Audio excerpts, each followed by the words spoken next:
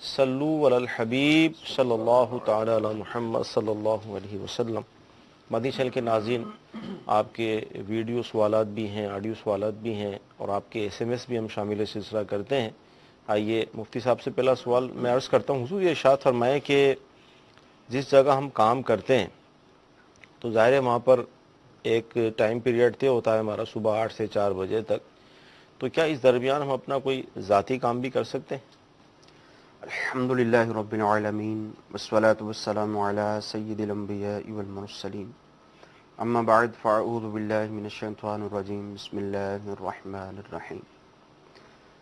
دیکھیں، جب ہم کسی جگہ پر کام کرنے کے لیے جاتے ہیں جی تو سامنے والا کے ساتھ ہماری ایک بات طے ہو جاتی ہے کہ آپ نے روزانہ اتنے بجے سے لے کر اتنے بجے تک مجھے ٹائم دینا ہے، اور ٹھیک ہے، اس ٹائم کے اندر یقیناً اس نے اپنا کام ہی کروانا ہوتا ہے۔ ٹھیک ہے، اس کا مقصد یہی ہے، اس کی فیکٹری ہے، اس کا آفس ہے، کچھ بھی ہے، اس کا مقصد یہی ہے کہ میں امپلائی کو رکھوں گا، ملازم کو رکھوں گا، اور میرا اتنا کام روزانہ کی بنیاد پر، ڈیلی کی بنیاد پر ہو جائے گا، صحیح، اور ظاہر ہے اس کے لیے وہ اسے سیلری بھی دیتا ہے۔ اب یہاں دو صورتیں ہو سکتی ہیں سوال میں۔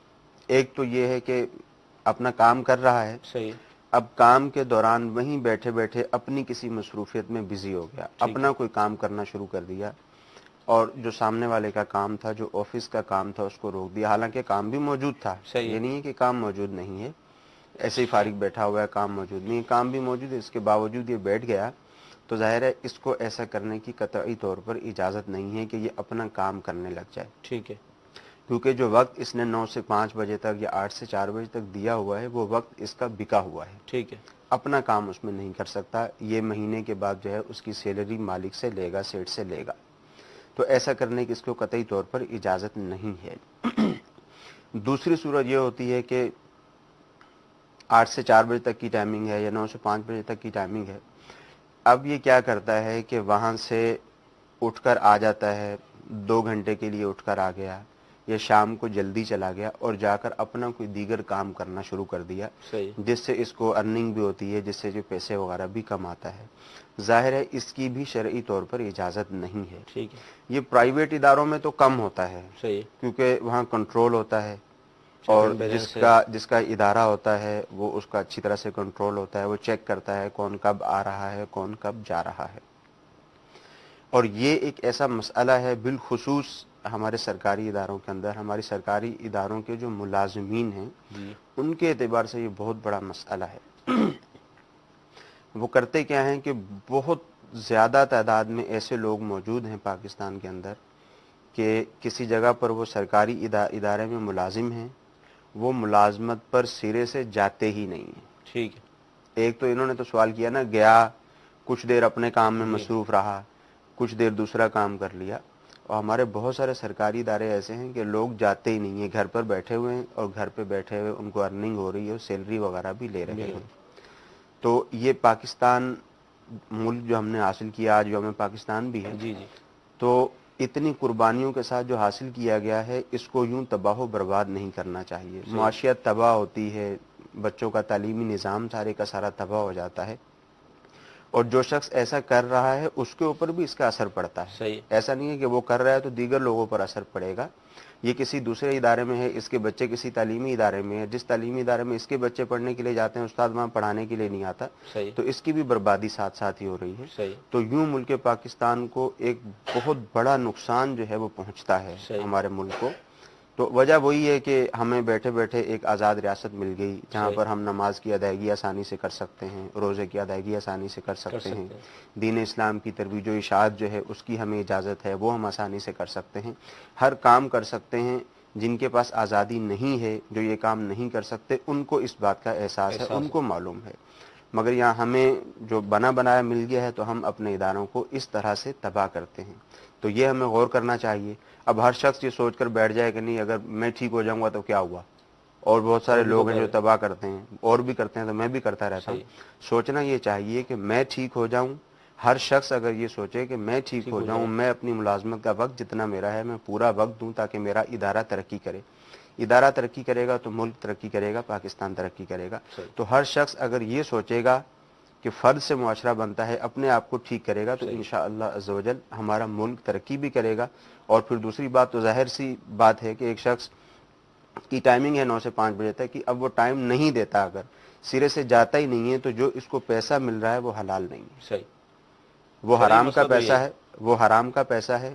اور ایسے لوگوں کے بارے میں حضور نبی کریم صلی اللہ تعالی علیہ وآلہ وسلم کی حدیث مبارکہ کا مفہوم ہے کہ جس جسم کو حرام سے غذا دی گئی وہ جہنم کے زیادہ لائق ہے۔ صحیح، تو اس میں احتیاط کرنی چاہیے۔ جو وقت کہیں پہ آپ نے دے دیا ہے کہ میں اتنا وقت آپ کو دوں گا اور اتنی میری سیلری ہوگی، وہ پورے کا پورا وقت وہیں پہ دینا چاہیے۔ مدنی چینل کے ناظرین، مفتی صاحب نے بہت پیارا ہمیں جواب بھی دیا اور ساتھ ہی اپنے ملک کے ساتھ وفاداری کے حوالے سے بھی مدنی پھول عطا فرمائے۔ حقیقت یہی ہے کہ ہمارا ملک پاکستان بہت پیارا ملک ہے، اللہ تعالیٰ نے بے شمار نعمتوں سے اسے نوازا بھی ہے۔ اللہ تعالیٰ ہمیں اس سے محبت کرنے اور ایسا کردار ہمیں اپنانے کی توفیق عطا فرمائے کہ جس سے ہمارا ملک دنیا میں نمایاں ہو اور اس کے اندر ہماری بھی اپنی جو ہے وہ کارکردگی اور ہماری اپنی ایفرٹس بھی اس کے اندر شامل ہوں۔ شرعی مسئلہ اپنی جگہ جو بیان کر دیا گیا کہ جو ایسا کرے گا تو ظاہر ہے وہ جو اس کو ماہانہ تنخواہ ملے گی جبکہ کام ہی نہیں کر رہا، گھر پہ بیٹھا ہے، تو اس کے لیے حرام اور ناجائز ہے۔ اللہ تعالیٰ ہمیں محفوظ فرمائے۔ آئیے آپ کا ویڈیو سوال ہم شامل کرتے ہیں۔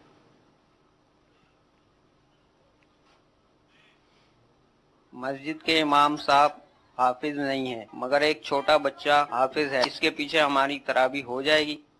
ماشاءاللہ، رمضان شریف کی اب تو آمد ہے، کیا فرماتے ہیں؟ بعض اوقات یہ ہوتا ہے کہ امام صاحب حافظ نہیں ہوتے تو ایسی صورت بن جاتی ہے۔ نہیں، ایسا اب انہوں نے کہا کہ چھوٹا بچہ ہے، جی جی، وہ چھوٹا بچہ اگر تو بالغ ہے ٹھیک ہے، تو پھر تو وہ جو بالغ لوگ ہیں ان کی امامت کروا سکتا ہے، ٹھیک ہے، اور اگر وہ نابالغ ہے تو وہ امامت نہیں کروا سکتا۔ صحیح، لوگوں کے ذہنوں میں یہ بات ہوتی ہے کہ چھوٹا بچہ تراویح پڑھا سکتا ہے، ٹھیک ہے۔ اگرچہ وہ نابالغ ہے، اچھا، شبینے جو ہوتے وہ ہیں نا اس میں تراویح پڑھا عموماً سکتا بچے ہے۔ ہوتے ہیں، جو شبینے ہوتے ہیں نا ہمارے یہاں بھی ہوتے ہیں 3 دن کے اندر، آخری عشرے کے اندر، جی تو اس میں بچے ہوتے ہیں عموماً۔ دیکھیں، شبینے کا آپ نے ذکر کیا ہے۔ اولاً تو یہ کہ جب شبینہ وغیرہ کروایا جاتا ہے جی، عمومی طور پر، مطلب اس کا یہ ہے کہ ایک رات میں قرآن مجید فرقان حمید ختم کیا جاتا ہے، تو اس میں اولاً تو اس بات کو مد نظر رکھنا نہایت ضروری ہے کہ قرآن مجید فرقان حمید کی جب تلاوت کی جائے، جی جی، چاہے وہ شبینے میں ہو، چاہے وہ تراویح میں ہو، چاہے کسی بھی طرح سے ہو، صحیح، قرآن مجید فرقان حمید کی تلاوت ٹھیک کرنی چاہیے کہ الفاظ کی ادائیگی درست ہو، حروف کی ادائیگی درست ہو۔ عمومی طور پر دیکھا جاتا ہے کہ جب اس طرح سے قرآن مجید فرقان حمید پڑھتے ہیں تو بہت فحش غلطیاں کرتے ہیں، پڑھنے کا ثواب نہیں ملے گا اس طرح، بلکہ الٹا گناہ ہوگا، صحیح، الٹا گناہ ہوگا۔ ملے گا، جی، اور جہاں تک دوسری بات ہے کہ شبینے میں بھی نوافل کی صورت اختیار کی جاتی ہے، تو بچے، اس میں بھی نابالغ بچے کے پیچھے نماز کی ادائیگی نہیں کی جا ٹھیک سکتی۔ ہے، کوئی بھی نماز ہو، بالغ لوگوں کی جماعت نہیں کر کروا سکتے۔ سکتا۔ اگلا ویڈیو سوال دیجیے۔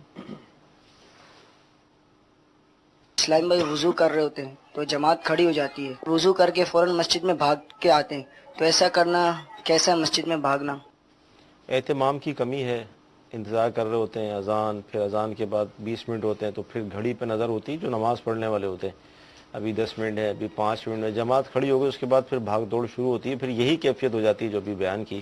جی کیا دیکھیں، فرم؟ 5-10 منٹ کے بعد بھی جانا ہی ہے اور نماز کی ادائیگی کا ذہن بھی ہے، نماز جی، ادا کرنی بھی ہے، تو 5-10 منٹ پہلے ہی چلا جائے، کیونکہ نماز کے لیے جب جانا ہے تو وقار کے ساتھ جانا ہے، بھاگتے دوڑتے ہوئے نہیں جانا، اس کی اجازت نہیں ہے۔ صحیح، یہاں تک کہ اگر کوئی شخص مسجد میں داخل ہوا، اب اس کو معلوم ہے کہ امام صاحب رکوع میں چلے گئے، صحیح، اب اس کو پتہ ہے کہ اگر میں نارمل طریقے سے چلتا ہوا جاؤں گا تو مجھے رکعت نہیں ملے گی، اور اگر بھاگتا دوڑتا ہوا جاؤں گا تو مجھے رکعت مل جائے گی، اس کو بھاگنے دوڑنے کی اجازت قطعی طور پر نہیں ہے، کیونکہ ہمارا اسلام کی تعلیمات اتنی پیاری تعلیمات ہیں کہ اب اس نے تیاری کی، اگر سستی کوتاہی کرے گا تو اس کی غلطی ہے، صحیح، سستی کوتاہی نہیں کی، اب یہ پہنچ تو گیا ہے، مگر اب یہ اگر بھاگ کر پہنچنے کی کوشش کرے گا تو یہ اپنے آپ کو زخمی بھی کر سکتا ہے، ٹھیک ہے، یہ گر بھی سکتا ہے۔ صحیح، تو اس لیے اسلام نے حکم ارشاد فرمایا کہ وقار کے ساتھ آرام سے جائے اور جا کر نماز میں شامل ہو۔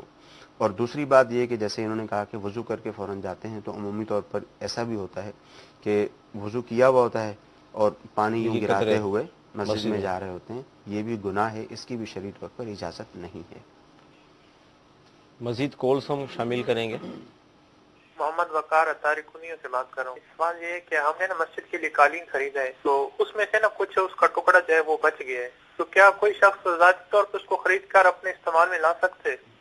جی, اب انہوں نے یہ بیان نہیں کیا کہ قالین کسی نے دیا ہے یا انہوں نے قالین مسجد کے لیے چندہ کیا ہوا تھا, مسجد کے چندے سے وہ قالین خریدا ہے.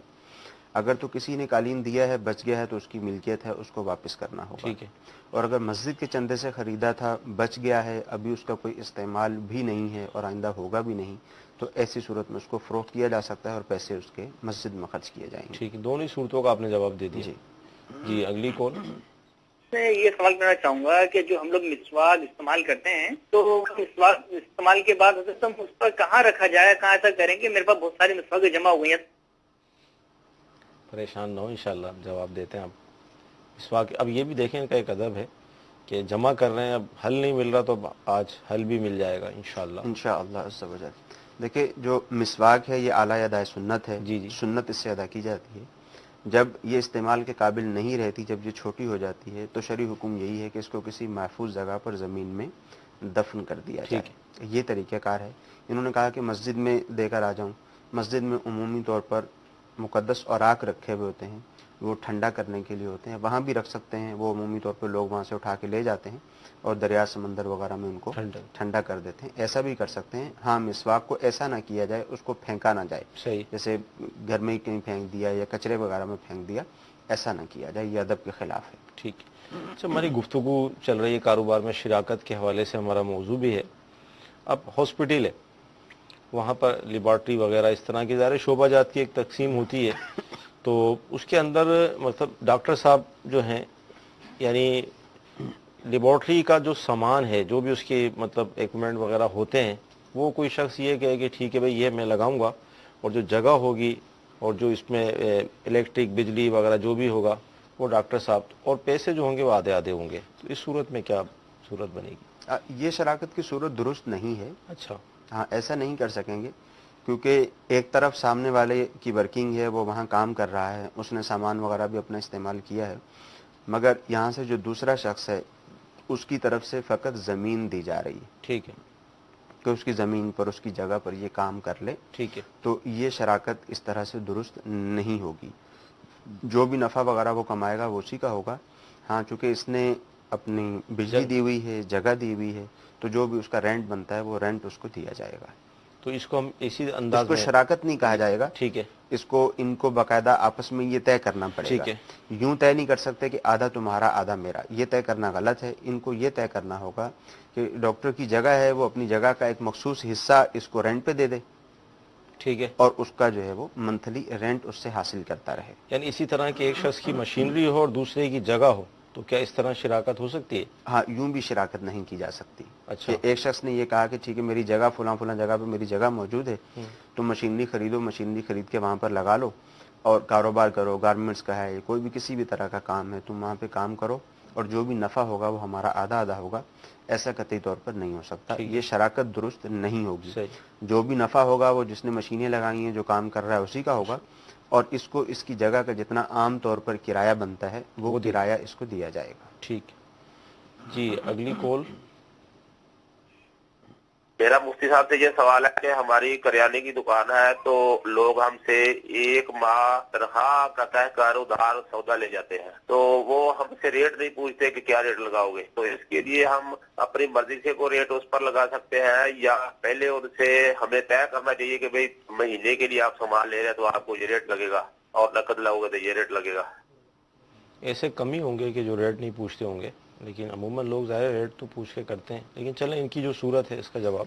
ریٹ پوچھتے ہیں, وہ یہ صورت ہوتی ہے کہ کوئی شخص کوئی چیز لینے کے لیے آیا ہے تو اب وہ ریٹ پوچھتا ہے.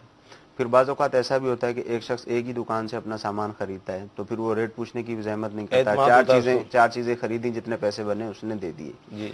باقی یہ جو صورتحال ہے, یہ ان کے ذہن میں وہی بات ہے کہ جیسے کوئی شخص ہم سے نقد چیز خرید لیتا ہے تو ہم اس کو وہ چیز 10 روپے کی دیتے ہیں, وہ ادھار خریدنا چاہتا ہے تو ہم اس کو 12 روپے کی دیتے ہیں. شرعی طور پہ یہ تو جائز ہے, مگر یہ جو صورتحال ہے اس میں ایسا کرنا کافی مشکل ہوگا. ٹھیک ہے. یعنی انہوں نے کہا نا کہ ہم اگر اس کو بتا دیں کہ ہم تمہیں مہنگی دیں گے, تو اس اعتبار سے بھی کافی مشکل ہوگا کہ کس کس چیز کے متعلق یہ اس کو بتایا جائے. جیسے جنرل آئٹمز ہیں، کرانے کی دکان ہے، تو کس کس چیز کے متعلق اس کو بتائے گا، یہ تو کافی مشکل ہو جائے گی. ہاں ٹھیک ہے، اگر یہ جب بھی وہ سودا لینے کے لیے آتا ہے اور جو جو چیزیں اس نے اس سے خریدی ہیں اور اس کی یہ رسید بنا کے ان کو دے دیتا ہے کہ یہ چیزیں میں نے آپ کو اتنے کی دی ہیں، اور پھر اپنے پاس بھی اس کو تحریر کر لیتا ہے، تو یہ تو درست ہوگا. سامنے والوں کو بھی پتہ ہے کہ چینی کا ریٹ جو ہے وہ 60 روپے کلو ہے، اس نے مجھے 61 روپے کی یا 62 روپے کی دی ہے، اور اس کو یہ بھی معلوم ہے کہ وجہ اس کی یہ ہے کہ میں اس سے ادھار خرید رہا ہوں، تو اس کی قیمت ہی اتنی زیادہ وہ لگائے گا. ہاں ایسا نہیں کر سکتا کہ مہینے کے بعد اس کا 10,000 روپے بنے اور اس نے اسے 10,500 روپے لے لیے. ایسا کرنے کی شرعی طور پہ اجازت نہیں ہوگی، یہ سود کے زمرہ میں آئے گا. ٹھیک ہے جی. اگلا ویڈیو سوال دیجیے. اکثر ہاسپٹل میں ایسا ہوتا ہے کہ ضرورت ہوتی ہے خون کی، تو خون مانگا جاتا ہے کہ ایمرجنسی ہے، اتنا بلڈ چاہیے، ڈاکٹر مانگتے ہیں. تو ایسے میں جو لوگ خون دینے کے لیے آتے ہیں، بعض لوگ پیسے بھی لیتے ہیں، 1,000 روپے 2,000 روپے بھی لیتے ہیں. تو لوگ اس طرح خون پیسے لے کر اور اپنا خون جو ہے وہ بیچ دیتے ہیں. تو ایسا کرنا کیا درست ہے؟ اور جو لوگ خون دے دیتے ہیں اور پیسے نہیں لیتے، کیا انہیں خون دینے کا ثواب ملے گا؟ جی کیا فرماتے ہیں؟ دیکھیں، خون دینے کی تو شرعی طور پر اجازت ہے. جب کسی مریض کو خون کی حاجت ہو اس وقت اس کو خون دینے کی شرعی طور پر اجازت ہے. ٹھیک ہے. مگر خون کو بیچا نہیں جا سکتا. شوقیہ دینا یا جی، اس کی شرعی طور پر اجازت نہیں ہے. ایک تو بیچا نہیں جا سکتا، اور ایک جیسے شوقیہ لوگ خون دیتے ہیں اس کی بھی اجازت نہیں ہے. ٹھیک. اصلاً تو اس کی ممانعت ہی ہے. صحیح ہے. علماء نے ضرورت کی بنا پر اس کی اجازت دی ہے کہ کسی شخص کا ایکسیڈنٹ ہو گیا، بلیڈنگ اس کی اتنی زیادہ ہو گئی، کسی کا آپریٹ ہونا ہے، اس کی بلیڈنگ آپریٹ میں بہت زیادہ ہو جاتی ہے، تو اب اس کو جو ہے وہ بلڈ لگایا جاتا ہے، خون کی حاجت ہوتی ہے. تو شرعی طور پر اس کی اجازت ہے، دیا جا سکتا ہے. صحیح. اور جو دے گا ظاہر ہے اپنے مسلمان بھائی کی ایک بہت اعلیٰ درجے پر جا کر مدد کر رہا ہے، اپنا خون نکال کر اس کو دے رہا ہے، تو یقیناً اللہ تعالیٰ کی بارگاہ میں ثواب کا مستحق بھی ہوگا. مگر جو لوگ دیتے ہیں اور بیچتے ہیں، پیسہ اس کے مقابلے میں لیتے ہیں، تو اس کی شرعی طور پر اجازت نہیں ہے. اور یہ جو پیسہ انہوں نے لیا وہ ان کے لیے طیب بھی نہیں ہے. صحیح. وہ پاک بھی نہیں ہے، وہ پیسہ بھی ان کو صدقہ کرنا ہوگا. ٹھیک ہے جی. اگلا ویڈیو سوال. میرا سوال ہے کہ دور سے ہم سلام کرتے ہیں السلام علیکم، تو وہ جواب نہیں دے، اس کے بارے میں کیا حکم ہے؟ اچھا، یہ اور ساتھ یہ ایسا بھی ہوتا ہے جو موٹر سائیکل چلاتے ہیں تو ان کو تجربہ ہوگا اس بات کا کہ اب کوئی جاننے والا قریب آ کر مدینہ ایک تو متوجہ کرتے ہیں، اب گاڑی روڈ پہ ہم چلا رہے ہیں، پھر سلام کیا اور نکل گئے. اچھا، یہ سلام کا موقع ہے، یہ بھی آپ ارشاد فرماتے ہیں. ایکسیڈنٹ بھی ہو سکتا ہے بیچارہ. جی بالکل ایسا ہو سکتا ہے. سب سے پہلی بات تو یہ ہے کہ جو ان کا سوال ہے کہ ہم نے کسی کو سلام کیا، جی جی، اب اس پر سلام کا جواب دینا ضروری ہوگا یا نہیں ہوگا. جی، تو اسی سلام کا جواب دینا ضروری ہے جو سلام تحیت ہوتا ہے. ٹھیک ہے. یعنی آپ کسی سے ملاقات کے لیے گئے ہیں اور اس کو جا کر آپ نے سلام کیا ہے، اب اس پہ لازم ہے کہ وہ سلام کا جواب دے. جواب دینا واجب ہے، نہیں دے گا تو گناہ گار ہوگا. ٹھیک ہے. اور اس طرح اگر کوئی سلام کرتا ہے تو ٹھیک ہے، مسلمان نے آپ کو سلامتی کی دعا دی ہے، اگر آپ کے لیے ممکن ہے تو آپ ضرور اس کو سلامتی کی دعا دیں، یہ ایک اچھی بات ہے. ٹھیک ہے. مگر اس بات کو بھی مد نظر رکھنا چاہیے جس کی طرف آپ نے اشارہ کیا ہے. جی، کیونکہ بعض اوقات موٹر سائیکل پر جا رہے ہیں اور ایک دم کسی نے آپ کو اپنی طرف متوجہ کیا، اب چاہے اس نے کسی بھی لفظ سے کیا، مدینہ کہہ دیا یا اس نے سلام کر دیا، تو انسان کی کیفیت ایسی ہوتی ہے کہ سلام کیا ایک دم وہ مڑ کے دیکھے گا اور بائک چلاتے ہوئے یہ انتہائی خطرناک ہے. تو اس کا سلام کرنے والوں کو بھی اس کی احتیاط کرنی چاہیے. جی.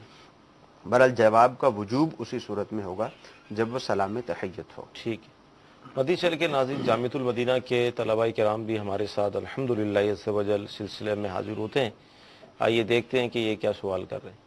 السلام علیکم ورحمۃ اللہ وبرکاتہ. وعلیکم السلام ورحمۃ اللہ وبرکاتہ. صاحب کی بارگاہ میں سوال ہے کہ ایک شخص کسی فیکٹری سے کپڑا خریدتا ہے اور زید سے کہتا ہے اسے بیچیں، اور اس کے نفع و نقصان میں ہم دونوں برابر کے شریک ہیں، اس کے بارے میں کیا حکم ہے؟ جی کیا فرمائیں؟ ہاں، اس کی شرعی طور پر یہ شراکت والی صورت یہ بھی نہیں بنے گی. اچھا، آج ہمارے جتنے بھی سوالات ہوئے سلسلے میں، جی جی، یہ وہ والی صورتیں ہیں کہ جو عمومی طور پہ رائج ہیں اور لوگ اس کو شرکت سمجھتے ہیں. جی جی، اور بطور شرکت ہی سارے معاملات کر رہے ہوتے ہیں کہ اتنا اتنا ہمارا نفع ہوگا، اتنا اتنا ہمارا نقصان ہوگا. تو یہ بھی شرکت کی صورت نہیں ہے. یعنی یہاں پر اگر تھوڑا سا ہم جیسے مثال کے طور پہ شرکت کی جو تعریفیں ماضی میں آپ نے بتائیں پچھلے سلسلوں میں، اگر اس کو ہم ٹچ کر لیں تھوڑا سا کہ شرکت کیوں نہیں ہے. ہاں شرکت اس وجہ سے نہیں ہے کہ اولن جو ہم نے شرکت کی صورتیں بیان کی تھی، جی جی سب سے پہلی جو ہماری شرکت تھی وہ شرکت بالمال تھی، جی جی کہ دونوں نے ہی رقم ملائی اور دونوں رقم ملا کر اب کاروبار کرنا شروع کرتے ہیں. اس میں نفع کی صورتیں بھی ہوتی ہیں، نقصان کی صورتیں بھی الگ الگ ہوتی ٹھیک ہے. ہیں. دوسری جو شرکت کی صورت تھی وہ تھی شرکت بالعمل، عمل تھی. یعنی کام کے ذریعے شرکت تھی. ٹھیک ہے. مال دونوں میں سے کسی کا بھی نہیں لگا ہوا تھا، کام کسی سے اٹھا کر لائے، کسی سے سامان اٹھا کر لائے، اس کو تیار کیا، تیار کر کے اس کو سامنے والے کو دے دیا، یہ شرکت بالعمل تھی. پھر تیسری شرکت بالوجوہ تھی. ٹھیک ہے. وہ یہ تھی کہ سامنے یہ جو لوگ ہیں ان کے پاس پیسے موجود نہیں ہیں، صحیح. اب ان کو کوئی کام بھی نہیں ایسا کرنا آتا کہ کوئی کسی سے کوئی چیز لیں بنا کے اس کو دیں. اب یہ کیا کرتے ہیں، مارکیٹ میں جاتے ہیں، ادھار مال خریدتے ہیں. صحیح. ادھار مال خرید کے اس کو بیچتے ہیں اور بیچ کے جو نفع ہوتا ہے صحیح. اس کو یہ حاصل کرتے ہیں. تینوں ہی شرکتوں کے اندر نفع نقصان کی کیفیت جو ہیں وہ الگ الگ ہیں. اب یہاں پر یہ والی جو صورت ہے، پھر وہ شرکت کی صورتیں تھی، پھر مداربت کی صورت کہ ایک شخص دوسرے کو پیسہ دیتا ہے صحیح کہ تم اس سے کام کرو، سامنے والا کام کرتا ہے، نفع نقصان اس میں ان کا طے ہو جاتا ہے، نقصان نفع طے ہو جاتا ہے اور نقصان اس میں انویسٹر کا رب المال کا ہوتا ہے. مگر یہ جو صورتیں آج بیان ہوئی ہیں ان میں ایسی کوئی بھی صورت نہیں پائی جا رہی. جیسے یہی والا سوال ہے کہ ایک شخص نے فیکٹری سے کپڑا اٹھایا، ٹھیک ہے، اب یہ کپڑے کا مالک ہے، صحیح ہے، اب سامنے والے کی اس کے کپڑے کے اندر کوئی شرکت نہیں ہے، کسی بھی اعتبار سے کوئی شرکت نہیں. ٹھیک ہے. ہاں اس نے اس کو کہا کہ بھائی تم یہ کپڑا بیچو، اس میں سے جو بھی نفع ہوگا اس میں سے آدھا تمہارا آدھا میرا، اور جو بھی نقصان ہوگا آدھا تمہارا آدھا میرا. تو جب شرکت ہی نہیں ہے تو اس طرح کی شرکت والی جو شرائط ہیں وہ بھی یہاں پر لاگو نہیں ہو سکتی. وہ کپڑا بیچے گا اور کپڑا بیچنے کے بعد جو بھی نفع ہوگا وہ کپڑے والے کا ہوگا، اور جس نے کپڑا بیچا ہے اس کو اس کی اجرت مثل دی جائے گی، یعنی عام طور پر جتنی اجرت اس کو دی جاتی ہے. ٹھیک ہے. یعنی اس کو تھوڑا اور ہم نے آسان کر بیان کی کوشش کی تاکہ جو ہمارے مدنی چینل کے ناظرین ہیں مزید واضح ہو جائے. یعنی یہ شرکت ہی نہیں ہے، یہ تو گویا کہ سامنے والا ایک مزدوری کر رہا ہے. جی اگلی کال. تمباکو کا کاروبار کرنا چاہتے ہیں خرید و فروخت، اور یہاں ترکی میں جو ہے تمباکو جو ہے اس کو خرید کے سیٹوں میں بھرتے ہیں اور پھر سر بنا کے بیچتے ہیں. تو یہ کام کرنا کیسا، برائے کرم جو آپ عطا فرما دیں. جی سگریٹ کا کام، تمباکو سگریٹ کا کام، ہاں اجازت ہے شرعی طور پر اس کی. تمباکو جو ہے اس کا ٹھیک استعمال بھی موجود ہے.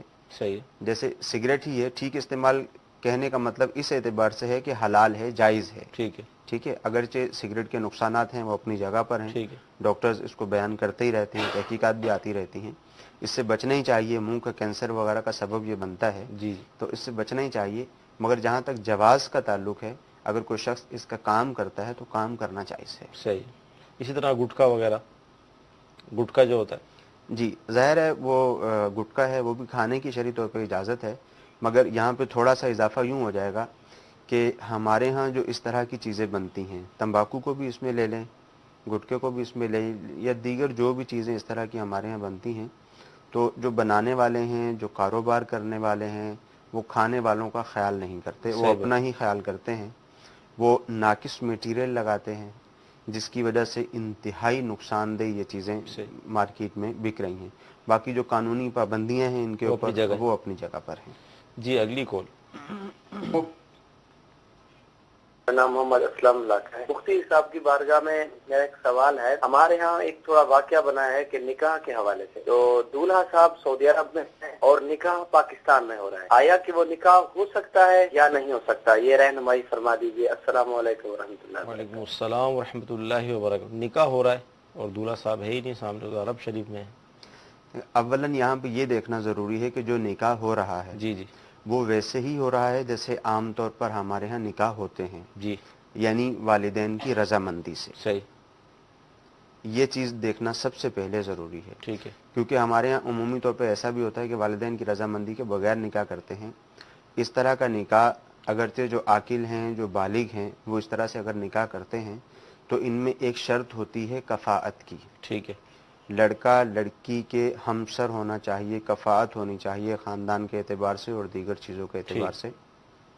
تو بہت دفعہ ایسا ہوتا ہے کہ ان کا نکاح ہوتا ہی نہیں. صحیح. سرے سے یہ بظاہر گواہوں کا اہتمام بھی کر لیتے ہیں، ہر چیز کا اہتمام کر کے نکاح کر لیتے ہیں، مگر کفاءت نہ ہونے کی وجہ سے ان کا نکاح ہوتا ہی نہیں ہے. صحیح. اور ویسے بھی لڑکی لڑکے کو سوچنا چاہیے کہ جن والدین نے پال پوس کے اتنا بڑا کیا تو والدین کی ضلالت کا، ان کی عزت کو خراب کرنے کا سبب نہ بنے. ٹھیک ہے. ہاں باقی اگر فیملی کے ذریعے ہی سب کچھ ہوا ہے، لڑکا موجود نہیں ہے، لڑکی یہاں پر موجود ہے، تو اس کا طریقہ کار موجود ہے کہ لڑکا وہاں سے یہاں کسی کو اپنا نکاح کرنے کا وکیل بنا دے. ٹھیک ہے. جیسے عام طور پر ہمارے یہاں نکاح ہوتا ہے تو لڑکی بھی موجود نہیں ہوتی، صحیح ہے. وہاں لڑکا موجود ہوتا ہے اور لڑکی جو ہے وہ کسی کو اجازت دے دیتی ہے کہ اتنے حق مہر کے بدلے میں میرا نکاح فلاں شخص سے کروا دیا جائے. صحیح ہے.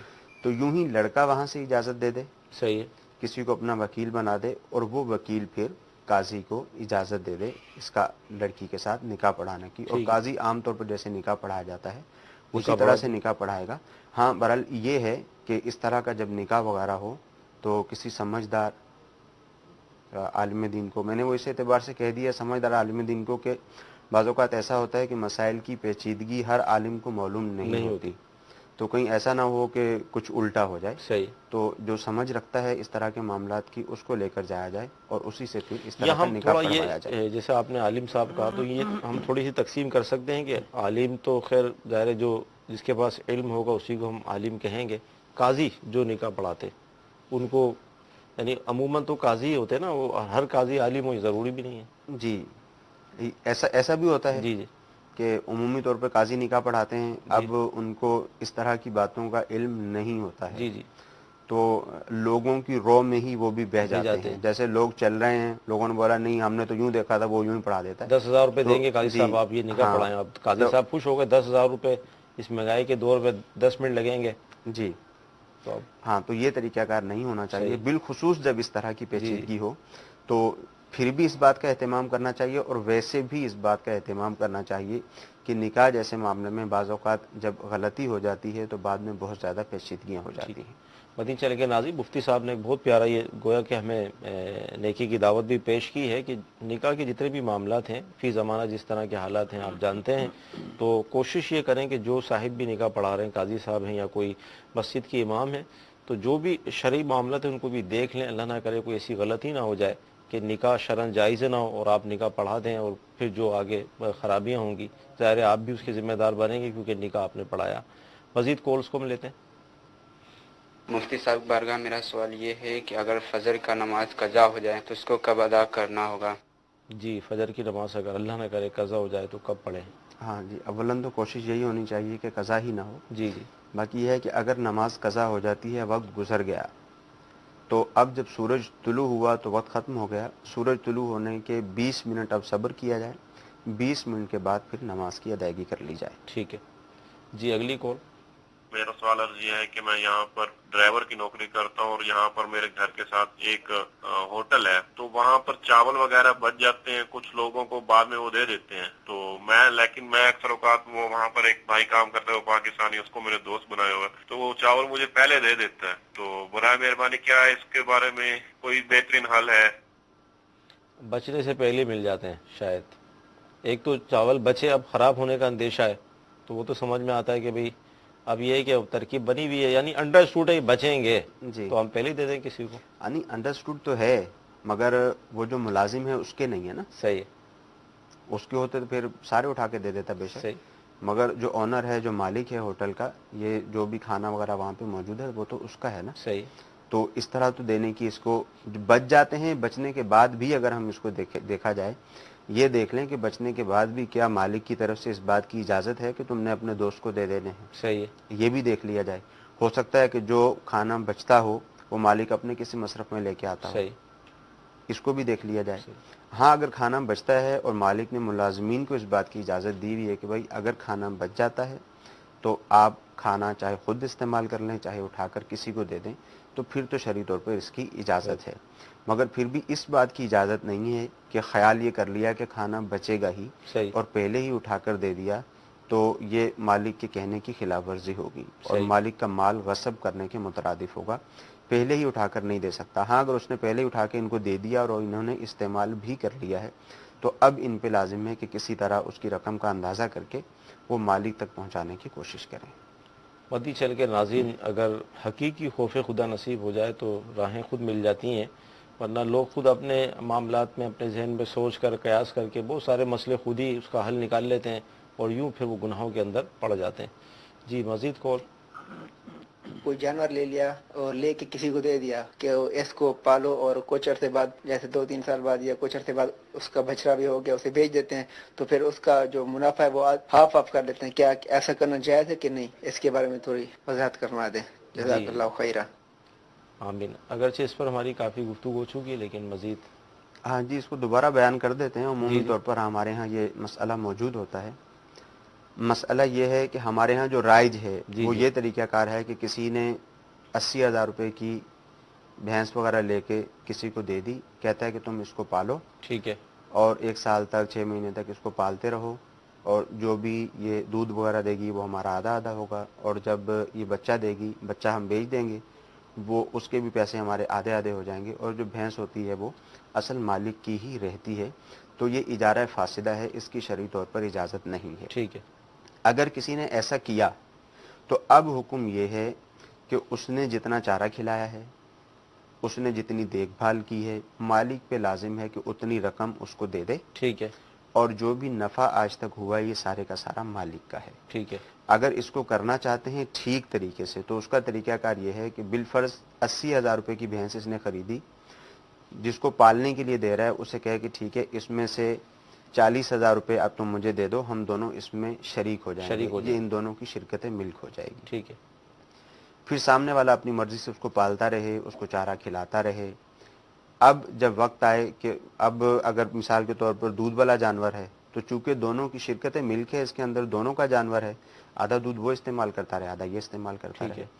پھر جب جانور کے ہاں بچے کی پیدائش ہوئی, اب جب بچہ بیچا جائے گا تو ظاہر ہے ان کی شرکت ملک تھی, اب بچہ پیدا ہوگا وہ بھی ان دونوں کا ہوگا. اب اس کو بیچ کے اس کے پیسے آدھے کر لیے جائیں. اب رہا یہ مسئلہ کہ سامنے والے نے اس کے اوپر خرچ کیا ہے, اس کی دیکھ بھال کی ہے, اس کو چارہ کھلایا ہے. جی جی. اب اس کی رقم کا کیا ہوگا؟ اور اس نے ابتدا میں اس کو بیچا تھا, اس نے 40,000 روپے اس سے لینے تھے, تو اب یہ اپنے 40,000 روپے اس کو چھوڑ دے اور سامنے والا کہے ٹھیک ہے میں نے جو چارہ کھلایا ہے, میں نے جو خدمت کی ہے, میں اس کا تم سے کوئی معاوضہ نہیں لیتا. تو جو یہ کرنا چاہتے تھے کہ جانور کے دودھ میں بھی شریک ہونا چاہتے تھے, جانور سے جو بچے کی پیدائش ہوئی اس میں بھی شریک ہونا چاہتے تھے, وہ بھی ہو جائے گا اور شرعی طور پر جائز بھی ہو جائے گا. ٹھیک, ماشاءاللہ بہت پیارا جواب ملا, حل بھی مل گیا, اور جو ہوا اس حوالے سے اس کا بھی جواب ہمیں مل گیا. مزید ویڈیو سوال ہم لیں گے. میرا مفتی صاحب سے یہ سوال ہے کہ عصر اور مغرب کے درمیان کون سے وظائف پڑھ سکتے ہیں؟ عصر اور مغرب کے درمیان کون سا وظیفہ پڑھ سکتے ہیں؟ دیکھیں وظیفہ تو کوئی بھی پڑھا جا سکتا ہے, یعنی جس کا تعلق پڑھنے کے ساتھ ہے کوئی بھی وظیفہ پڑھا جا سکتا ہے. تو عمومی طور پر وظائف کے اندر اس بات کا خیال رکھنا چاہیے کہ وظائف وہی کیے جائیں جن کی ہمیں کسی کی طرف سے اجازت ہو. ٹھیک ہے. اور جن جن اوقات میں ہمیں اجازت دی گئی ہے انہی اوقات میں پڑھے جائیں تاکہ وظائف کا فائدہ ہمیں زیادہ ہو. تو وظائف پڑھے جا سکتے ہیں. ہاں عصر کی نماز پڑھنے کے بعد, جب عصر کی نماز پڑھ چکے تو فرض ادا کرنے کے بعد اب یہاں پہ نوافل وغیرہ کی ادائیگی کی اجازت نہیں ہوتی. پھر جب مکروہ وقت شروع ہو جاتا ہے, یعنی سورج غروب ہونے سے 20 منٹ پہلے تک, تو اس میں بھی وظائف وغیرہ کی شرعی طور پہ اجازت ہوتی ہے. وظائف وغیرہ اس میں بھی کر سکتے ہیں, نمازوں کی اس میں بھی اجازت نہیں ہوتی. جی. اگلا ویڈیو سوال. میرا مفتی صاحب سے سوال یہ ہے, حج کرنا صاحب استطاعت پر فرض ہے, اس کے باوجود وہ حج نہ کرے, اس کے بارے میں حکم ارشاد. جی کیا فرماتے؟ جس پر حج فرض ہو گیا تو اب اس پہ لازم ہے کہ وہ حج کرے گا. ٹھیک. حج فرض ہوا اور اس نے حج نہ کیا, جان بوجھ کر اس نے حج کو ترک کر دیا, تو ایسے شخص کے بارے میں حضور نبی کریم صلی اللہ تعالی علیہ وآلہ وسلم کا فرمان ہے کہ ایسا شخص جس پہ حج فرض ہوا اور اس نے حج نہ کیا, وہ یہودی ہو کر مرے یا نصرانی ہو کر, یعنی بہت سخت وعید ہے اس کے اوپر. جی جی. تو جب حج کے ایام آتے ہیں تو اس وقت سب کو ہی دیکھ لینا چاہیے کہ میں حج مجھ پہ لازم ہوا ہے یا نہیں ہوا.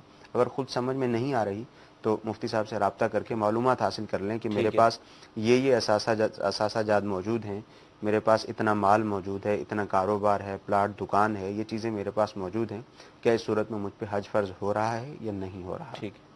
مدنی چینل کے ناظرین, آج جمعرات ہے اور جمعرات کو دعوت اسلامی کے تحت دنیا بھر میں سنتوں بھرے اجتماع شروع ہو جاتے ہیں مغرب کی نماز کے بعد, اور آج بھی انشاءاللہ عز و جل ہوں گے.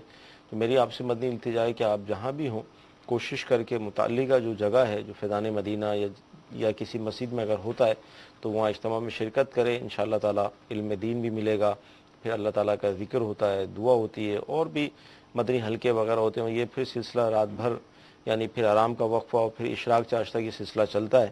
جو باب المدینہ کراچی کے ہیں تو الحمدللہ ہمارے یہاں 12 مقامات پر یہ اجتماع کا سلسلہ ہے. فیضان مدینہ آپ تشریف لے آئیے، یہاں الحمدللہ رونق بھی ہوتی ہے، اور ظاہر دعوت اسلامی کا عالمی مدنی مرکز ہے، تو نیت کر لیجئے کہ اجتماع میں شرکت کریں گے. اور بالفرض اگر کوئی ایسا مقام ہے کہ جہاں کوئی صورت نہیں بن رہی تو مدنی چینل پر بھی براہ راست یہ اجتماع دکھایا جاتا ہے. جی کچھ فرمائیں. حج کے حوالے سے عمومی طور پر ہمارے ہاں یہ بات پائی جاتی ہے اور بہت بڑی غلط فہمی ہے. جی جی. کہ حج کے لیے رقم موجود ہوتی ہے، حج کر بھی سکتا ہے، استطاعت بھی موجود ہوتی ہے. تو یہ ذہن ہوتا ہے کہ اگر کسی بچی کی شادی کرنے والی ہے تو یہ سمجھتے ہیں کہ جب تک اس کی شادی نہیں ہو جاتی ہم حج پر نہیں جا سکتے. اور اگر بالفرض وہ جانے کی کوشش بھی کرتا ہے تو خاندان والے اس کو ملامت کرتے ہیں کہ تمہارے گھر میں جوان بچی موجود ہے، پہلے تم اس کی شادی کرو پھر تم حج کے لیے جا سکتے ہو. جی جی. تو یہ لوگوں میں بہت بڑی غلط فہمی ہے، ایسی کوئی بات نہیں ہے. جی. بچی کی شادی کرنا ایک الگ فریضہ ہے، بہت اہم فریضہ ہے، والدین کی ذمہ داری ہے، اچھے انداز سے اس کو نبھانا چاہیے. صحیح. مگر جب حج فرض ہو گیا تو حج کی جو ادائیگی ہے وہ ایک علیحدہ فریضہ ہے. ٹھیک ہے. جب کوئی شخص صاحب استطاعت ہوگا تو اس پہ حج کرنا لازم ہوگا. ٹھیک. جی اگلی کال. مفتی صاحب سے میرا یہ سوال ہے، جو بیٹھ کے نماز پڑھی جاتی ہے اس میں جو رکوع کیسے کیا جاتا ہے؟ جی بیٹھ کے جو نماز پڑھتے ہیں. ہاں بیٹھ کے نماز پڑھتے ہیں، جیسے بعض لوگوں کو دیکھا گیا ہے کہ نوافل جب پڑھتے ہیں تو وہ بیٹھ کے نوافل پڑھتے ہیں، یا کسی کے ساتھ کوئی عذر ہے تو اس عذر کی بنا پر وہ بیٹھ کر نماز کی ادائیگی کرتا ہے. تو رکوع میں لوگوں کو دیکھا گیا ہے کہ وہ ہاتھ رکھتے ہیں گھٹنوں کے اوپر اور پیچھے سے اپنے جسم کو اٹھا لیتے ہیں. صحیح. یہ غلط طریقہ کار ہے. صحیح. اپنے گھٹنوں پر ہاتھ رکھیں گے اور تھوڑا سا یوں آگے کر کے یوں جھک جائیں گے. یہ رکوع کا طریقہ ہے جب بیٹھ کر نماز کی ادائیگی کریں گے. اچھا بعض بیٹھ کے کرتے ہیں تو بہت جھک جاتے ہیں، بالکل نیچے تک یوں. جی بس ہلکا سا جھکنا ہے، بہت زیادہ جھکنے کی حاجت. جو بہت زیادہ جھکتے ہیں میں نے عرض کیا نا کہ وہ یہی کرتے ہیں کہ پیچھے سے اپنے جسم کو اٹھا لیتے ہیں، تو یہ غلط طریقہ کار ہے. جو صحیح طریقہ کار ہے وہ یہی. ٹھیک. جی اگلی کال. مفتی صاحب کی بارگاہ میں میرے سوال کی عرض ہے کہ جو بچے چھوٹے ہوتے ہیں تقریباً 3 ماہ 6 ماہ کے یا 2 سال کے، وہ جو پیشاب وغیرہ کرتے ہیں ان کا پیشاب جو ہے وہ پلیت ہے یا اسلامی بہنیں نماز پڑھ سکتی ہیں؟ اس کے بارے میں کچھ ارشاد فرمائیں. یہ تو بچپن سے سنتے چلے آ رہے ہیں اور الحمدللہ مدنی چینل پر بارہا اس کا جواب بھی دیا، لیکن ظاہر ناظرین تبدیل ہوتے رہتے ہیں. جی کیا فرمائیں؟ ہاں یہ لوگوں میں ایک غلط مسئلہ مشہور ہے کہ جو دودھ پیتا بچہ ہے، یعنی جو بچہ کچھ کھاتا پیتا نہیں ہے، ابھی دودھ پیتا بچہ ہے، شیر خوار ہے، تو اس کے بارے میں یہ معروف ہے کہ اس کا پیشاب جو ہے وہ پاک ہے. ایسی کوئی بات نہیں ہے. بچہ جو ہی پیدا ہوا اس وقت بھی اگر وہ پیشاب کرتا ہے تو وہ پیشاب ناپاک ہی ہے، وہ نجاست غلیظہ کے حکم میں ہی ہے. ٹھیک ہے. لہٰذا اس کو پاک کر کے ہی نماز وغیرہ کی ادائیگی کی جائے گی. مدنی چینل کے ناظرین سلسلہ ہوا، آپ نے دیکھا، یقیناً بہت فائدہ ہوا ہوگا. اللہ تعالیٰ کی بارگاہ میں دعا کرتے ہیں کہ اللہ تعالیٰ آج کا ہمارا یہ سلسلہ اپنی بارگاہ میں قبول فرمائے. جو سنا ہے، جو سیکھا ہے، اس پر عمل کرنے کی توفیق عطا فرمائے. انشاءاللہ عز و جل مغرب کی اذان ہوگی، اسے سنیں، اس کا جواب دیں. ہر کلمے پر جو براہ راست اذان ہوتی ہے، میں اس کا عرض کر رہا ہوں، جو آپ سنتے ہیں ہر کلمے پہ 2 لاکھ نیکیاں ملتی ہیں. اللہ ہمیں توفیق عطا فرمائے. آمین. صلو علی الحبیب صلی اللہ تعالی علی محمد. گزارے کیسے زندگی، آؤ علماء سے پوچھ لے، آئے جو مشکل پیش کوئی، آؤ علماء سے پوچھ لے.